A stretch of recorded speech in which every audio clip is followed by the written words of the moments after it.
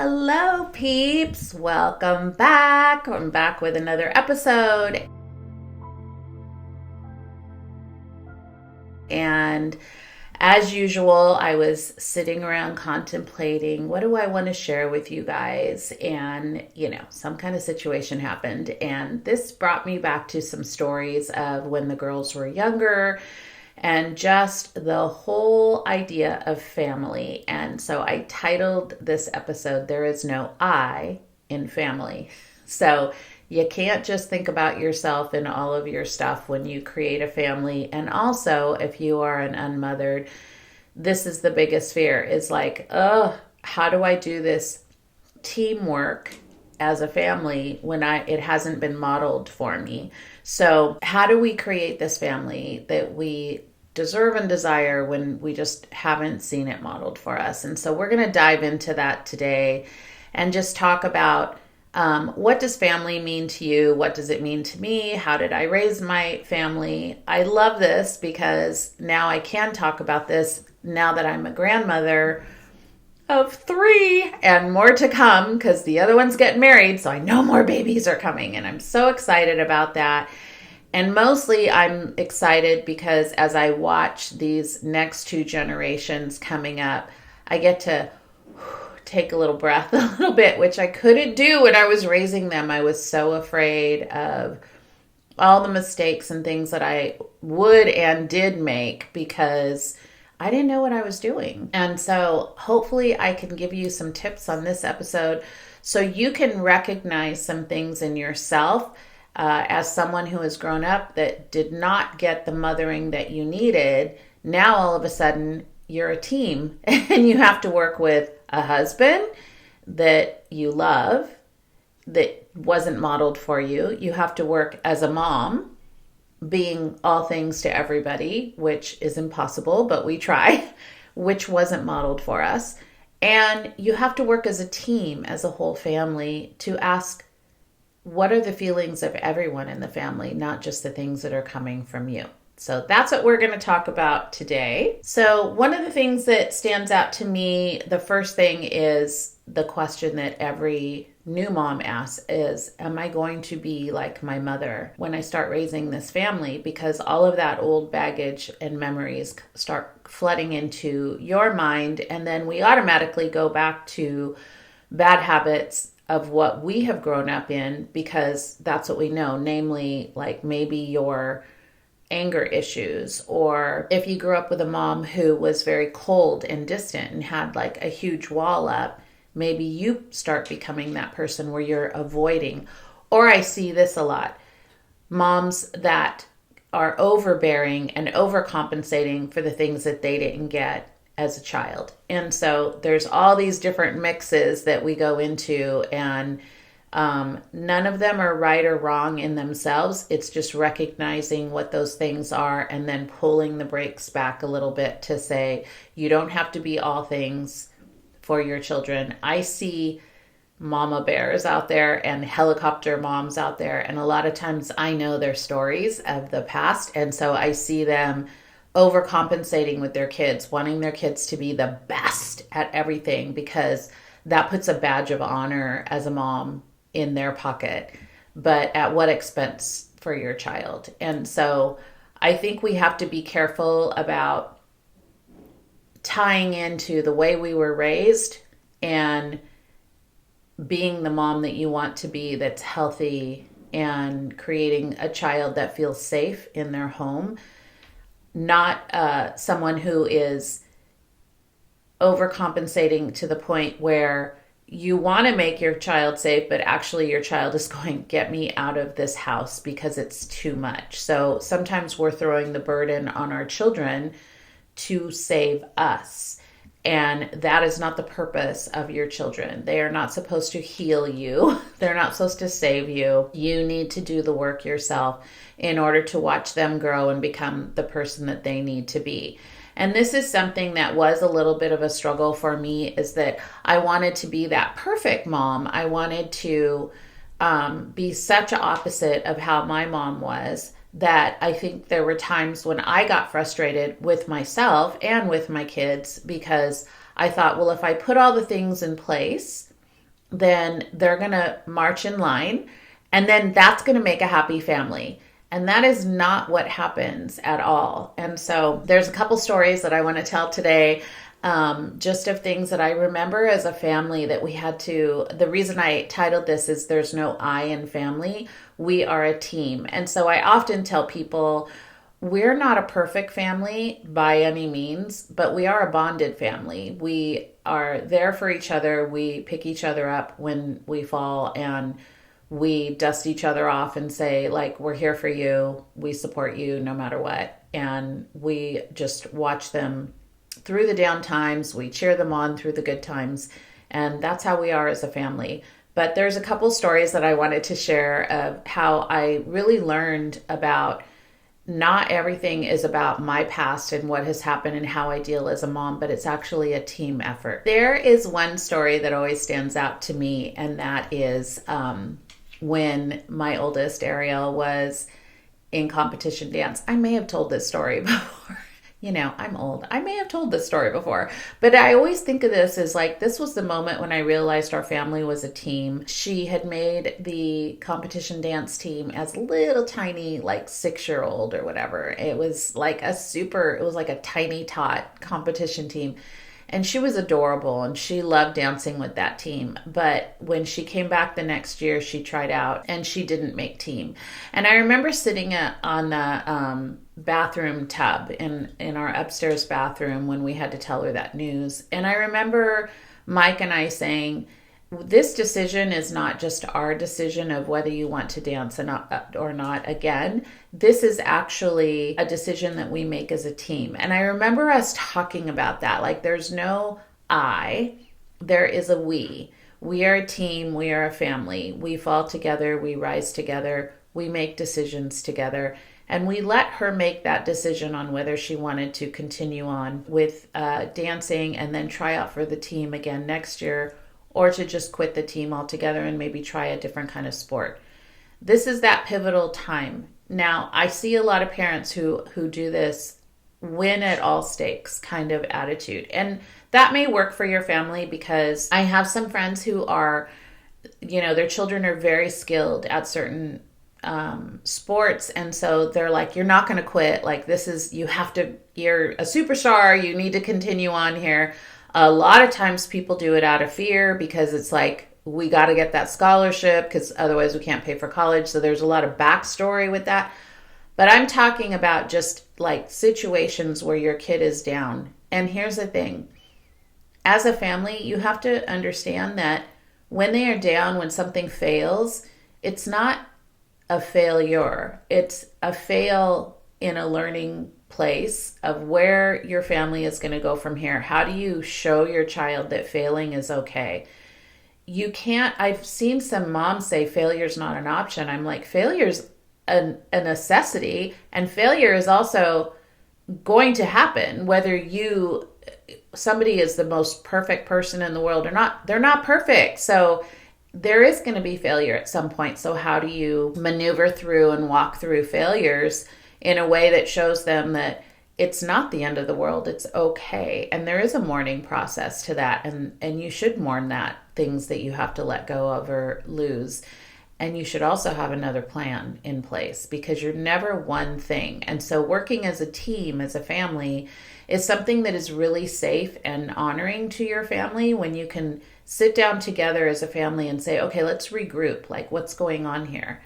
What happens a lot of times is, if you haven't cleared out all the bad luggage from your past, it's going to be really hard for you to then give good advice or be there to listen to someone with open heart, because you're being triggered back to all the things that you failed at, all the things that wasn't paid attention in your life, all the things that you didn't have a mom around or a dad around to really comfort you during those times. So if you don't do the work on yourself to know that as a mom, there are going to be situations where you're not going to be able to wrap it up in a nice little bow for your child. You're going to have to be there and be strong for your child and say, yeah, this isn't working and it's okay. Like, we're going to be okay.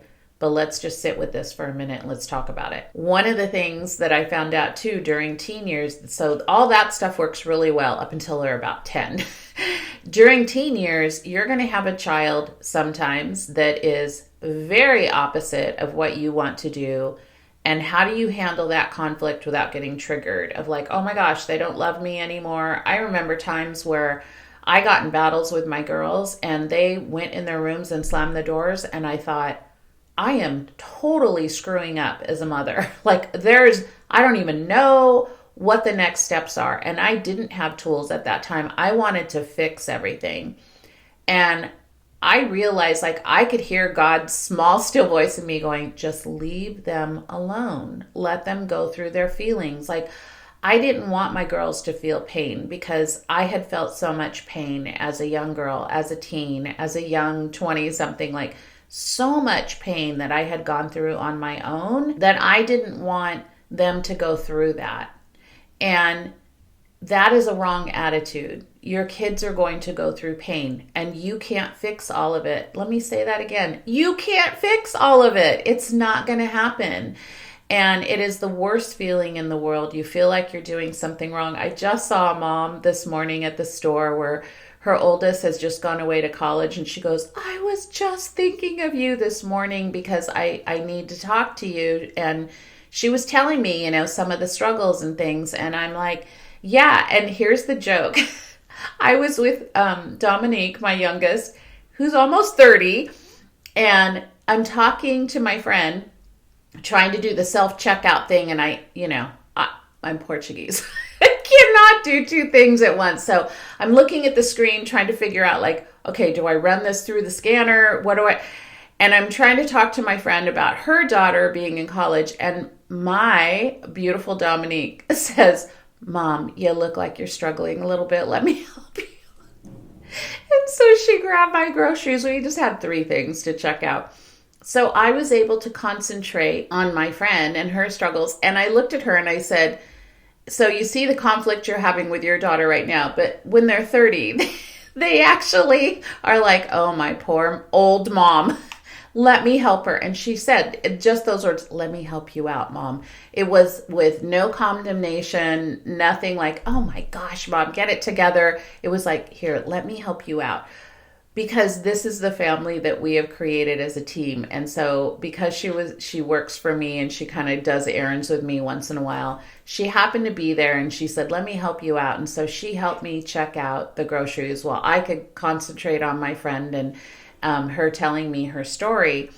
And I couldn't help but chuckle because I told my friend, I said, this is when it's been okay. It's okay. It's all good because it's all been worth it. We always think we mess it up. It's not fitting in place when you're going through the teen years and the college years and that in-between stuff. You just feel like you're walking on eggshells and you have this uneven step with your daughter. It's like, what is going on? Or maybe your son. I think it's more daughters, honestly. Girls are really difficult and they're very different. And I think I see that with my daughter, with her boys versus her daughter. It's a different kind of dynamic, but each can bring their own set of issues. But I think that if you haven't cleared the path to not feel hurt every time something goes sideways, it triggers us back to our own mother-daughter stuff when you can't find that connection. I'm just saying to you, be still and be quiet sometimes. You don't have to chase after them, especially teen years when they shut the door. It's like, give them a minute. You don't need to rush in there and be like, tell me all your feelings and what's going on. And I need to know everything. When you are a team, you work together. So when the husband comes home, you can be like, hey, she's had a really bad day. Be a little gentle with her. Don't come at her so strong because her emotions are really gentle right now. When you can discuss those things ahead of time, shoot a text out to him and be like, hey, don't come in and start bossing her around and doing all the stuff because her head's in a really tender place right now. I think that teamwork together creates a loving family. Again, what I always emphasize is what you're doing today is going to create that safe place for when those kids grow up, they're not going to be like, oh, I have to go to my mom and dad's. They're going to be like, let's go to mom and dad's. Let's go do this with the kids. It's so fun. Like, they're fun people. We want to include them. Let's invite mom and dad here. You don't have to be begging them to come and see you because they want to do that. They call you and specifically ask, like, hey, we're having this on this day. Can you guys make it? They want to include you in as a team because you are a team. You guys are bonded together. They love you. They appreciate you because you're not forcing your love on them because you feel like as a child you didn't get that. So now you feel like you have to give that tenfold because you didn't get it. You don't need to do that. You need to just work as a team, love each other where you are, let them fall, support their wins, and don't pump them up to this special place where it's like you're the best ever and no one can beat you. Like, that's just an ego-filled attitude. It's like, your kid is great. You should always praise your child, but don't praise them above everybody else. Like, I just think there's a timing with that needs to come. Like, you need to temper that a little bit to always give them the humility that, even if you're at the top of your game and something happens, you have to have that love to carry you through and support even through the down times. You can't just always support the wins. Also, one of the things that I wanted to, I know I've shared this story too before, but really important is when you have anger issues from your childhood and now you have these kids that they will definitely test your temper. I mean, I haven't seen one parent go through it where, oh, my kid is just, Johnny's so great. We just never fight. I'm like, well, Johnny's lying to you. He's probably not sharing anything with you.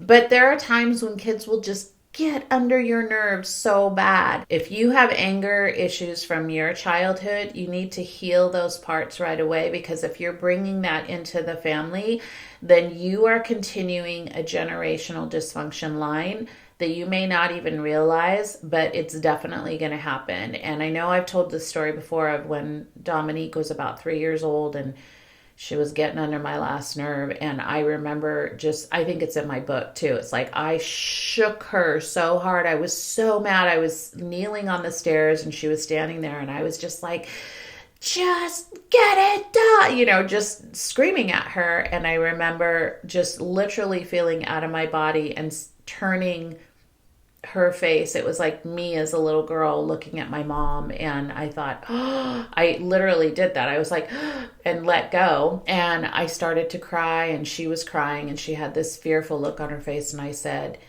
you need a timeout, and mommy needs a timeout. And we both went to our respective rooms crying. And I remember crying out to God and saying, like, you have to take this away from me because I don't want to be that kind of a mom. Now, here's the thing with prayer. Prayer without action is dead. So I could have prayed that prayer, and then the next time something triggered me back, I could go right back into that situation again, because like I'm wishing for it, like I'm praying, but it's like a wish because I didn't take action on it. I went out and got some books. I went and talked to some other Christian women that I loved, like how they were raising their kids.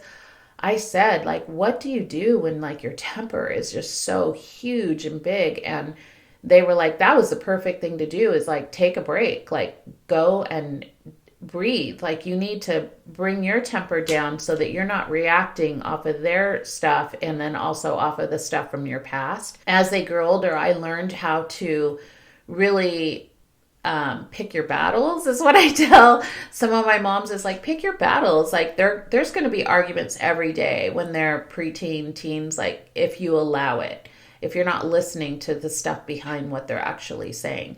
I would often tell my girls, like, I know you're mad about something right now, but you're not really mad at me. You're just trying to pick a fight with me.